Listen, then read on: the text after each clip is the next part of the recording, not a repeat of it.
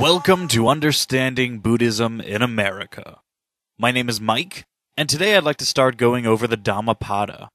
The Dhammapada is one of the most widely known Buddhist scriptures, and it is said that every verse written was actually a reaction by the Buddha on separate occasions from different issues that arose in his monastic community.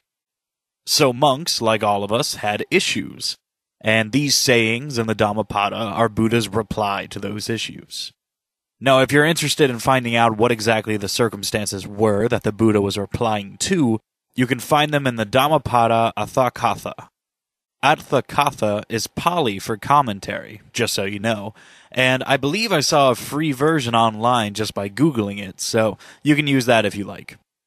Also, there's an illustrated version of the Dhammapada at buddhanet.net/Dhammapada, if you like pictures with your stories. Before we jump in, I'd like to mention what Dhammapada actually means.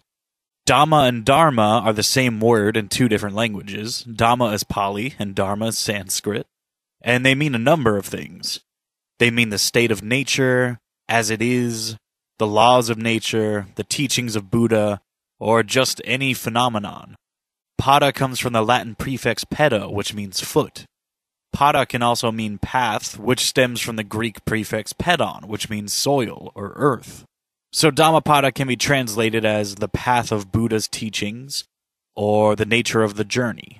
Sometimes I love that Buddhism came from foreign places because the translations always leave room for interpretation, and it's a lot more forgiving that way.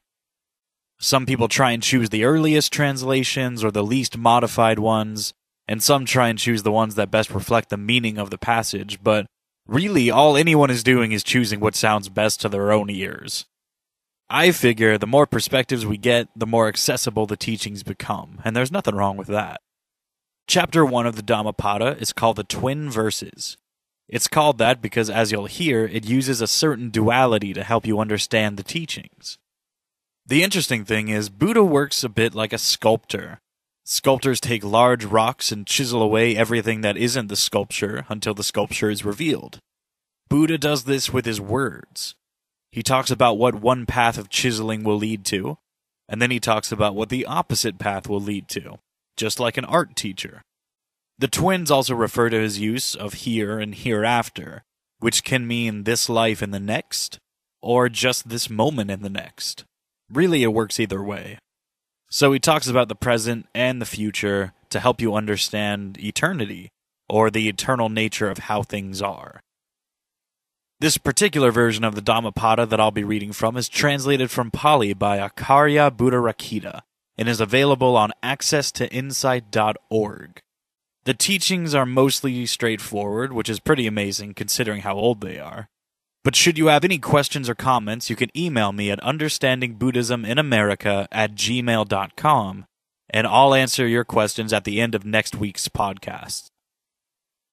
So here's Chapter 1, the Twin Verses. Mind precedes all mental states. Mind is their chief. They are all mind-wrought.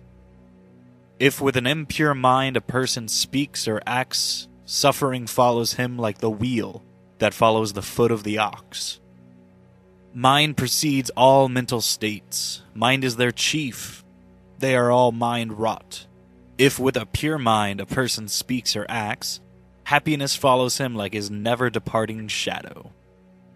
He abused me. He struck me. He overpowered me. He robbed me. Those who harbor such thoughts do not still their hatred. He abused me, he struck me, he overpowered me, he robbed me. Those who do not harbor such thoughts still their hatred. Hatred is never appeased by hatred in this world. By non-hatred alone is hatred appeased. This is a law eternal. There are those who do not realize that one day we all must die, but those who do realize this settle their quarrels. Just as a storm throws down a weak tree, so does Mara overpower the man who lives for the pursuit of pleasures, who is uncontrolled in his senses, immoderate in eating, indolent and dissipated. Just as a storm cannot prevail against a rocky mountain, so Mara can never overpower the man who lives meditating on the impurities. who is controlled in his senses, moderate in eating, and filled with faith and earnest effort. Whoever being depraved, devoid of self-control and truthfulness, shall don the monk's yellow robe, he surely is not worthy of the robe. But whoever is purged of depravity, well established in virtues and filled with self-control and truthfulness, he indeed is worthy of the yellow robe. Those who mistake the unessential to be essential and the essential to be unessential, dwelling in their wrong thoughts, never arrive at the essential.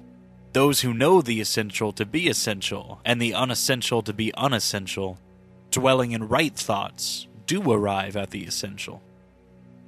Just as rain breaks through an ill-thatched house, so passion penetrates an undeveloped mind.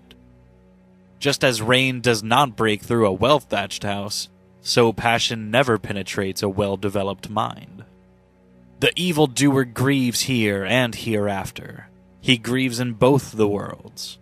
He laments and is afflicted, recollecting his own impure deeds. The doer of good rejoices here and hereafter. He rejoices in both the worlds. He rejoices and exults, recollecting his own pure deeds. The evildoer suffers here and hereafter. He suffers in both the worlds. The thought, evil have I done, torments him, and he suffers even more when gone to realms of woe. The doer of good delights here and hereafter. He delights in both the worlds. The thought, good have I done, delights him, and he delights even more when gone to realms of bliss. Much though he recites the sacred texts, but acts not accordingly, that heedless man is like a cowherd, who only counts the cows of others. He does not partake of the blessings of the holy life. Little though he recites the sacred texts, but puts the teaching into practice, forsaking lust, hatred, and delusion, with true wisdom and emancipated mind, clinging to nothing of this or any other world, he indeed partakes of the blessings of a holy life. So what the Buddha is trying to say in this first chapter is basically that what you think, you become. And he does actually say that at some point. I'm pretty sure that's a quote by the Buddha and about 500 other people. I know I've seen it everywhere. But it's very true. The mind is an interesting place because whatever it dwells on, it stays with. I remember reading about a scientific study that said the more you hear something, the more you start to agree with it. And I thought that was really interesting, and the Buddha is saying something like that here. I mean, if you only think about death and terribleness and you dwell upon your angers and your frustrations and everything, then that's your mind. That's all that's in your mind. And soon enough, you're going to believe that that should be the only thing in your mind and that you're doing everything right, even though that's what your mind looks like. But the mind doesn't work quite like that. It doesn't work where whatever you're thinking is the only thing you should be thinking. It's more like a blank canvas. And if you're only thinking negative thoughts about bad things that have happened to you, or maybe you're worried about bad things that will happen to you, I mean, you're just painting really angry pictures, you know? You have paintings of like demons and devils, and you can make that painting anything you want. I mean, you're the painter. You can do whatever you want with it.